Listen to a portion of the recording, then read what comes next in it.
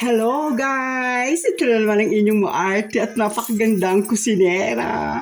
Isa na namang menu ang ihahandog ko sa inyo, mga kakusinera sa Italia at sa Pilipinas. Ayan. Gagamit po tayo ngayon ng olive oil. Sa Pilipinas po ay olio. Dito sa Italy, olio de oliva. Sa Pilipinas po ay olive oil. Ayan. Ang ating po menu for today ay ang sedano sa Italia, sa Pilipinas ay kenchay. Ayan, ito po ay napakaganda sa ating katawan. Gamot po ito sa cholesterol. Kaya napakasarap po ang ating menu ngayon. Tapos hahaluan po natin siya ng Ligo Sardines. Ang paborito po ng aking asawang Italianong rompipale. Haluan po natin siya ng paminta at Knorr cubes.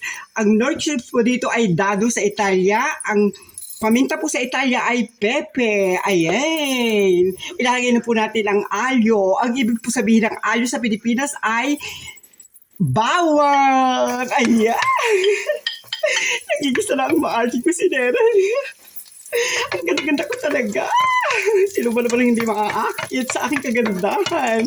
Sarap na sarap lagi sa luto ng aking asawa. Ayan.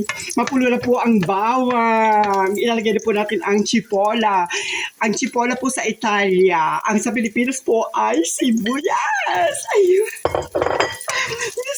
Sibuyas pala at bawang. Aray ko. Ang bango-bango na. Ayan, mga kusinera, kain na po kayo dito. Kapag kagalit ng kaganda at kaarte ang kusinera, Diyos ko, sino ba naman ang hindi dadami yung kain? Ang asawa ko po, paborito niyo po itong ligo sardines. Ayan, lalagay po natin ang kenchay. Dito po sa Italy ay sedano. Ayan, di ba? Tinuturuan ko pa kayo mag-Italiano. Ang ganda-ganda talaga ng kusinera.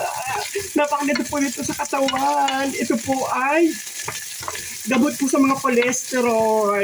Saka po sa mga nababaog. Gamot po ito sa mga nababaog. Para po gusto magkaanak, kumain po kayo ng sedano. Yung kenchay. Talagay na po natin ang dado. Sa Pilipinas po ay Knorr cubes. Ganda-ganda ko talaga. Kaganda ang kusiner. Kagandahan talagang kumain. Lagyan po natin ng pepe. Sa Pilipinas po ay paminta. Hindi na po natin siya lalagyan ng sali. Ang sali po dito ay sa Italia ay sali. Sa Pilipinas po ay asin. Pero lulugdugan po natin ng konting asin. Amore vieni, apri la ligo. Ayan. Ang ibig sabihin po ng apri, pinabubuksan ko po ang yung ligo. Amore, apri la ligo, per favore. Ayan. Ayan, paborito niya po ito, yung ligo. Ayan. Ayan. Ayan, ang bango-bango na. Ayan. Haluan po natin ng ligong rosso. Ang rosso po ay pula. Ayan.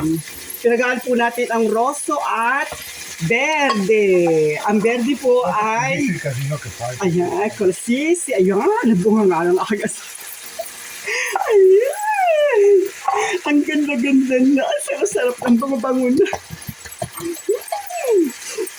Ito po ang paborito ng aking asawa. Ligo. Kaya mamayang gabi, ay naku, mandala, maganda pa sinera. Ay, naku, ang arte-arte talaga ng kusinera nyo. Ayan. Ingat po tayo palagi. Kain po tayo. Ang bango. Ayan. Hindi po natin siya masyadong hahaluin para po hindi maturog ang Ligo Sardines. Ayan, kain na tayo guys. Ito na naman ang inyong napakagandang kusinera. Sa muli, bibigyan ko ulit kayo ng isang napakasarap na menu naman sa susunod uli. Ayan, I love you all. God bless. Ang ganda. Ang bango. Nalaglag na pala aking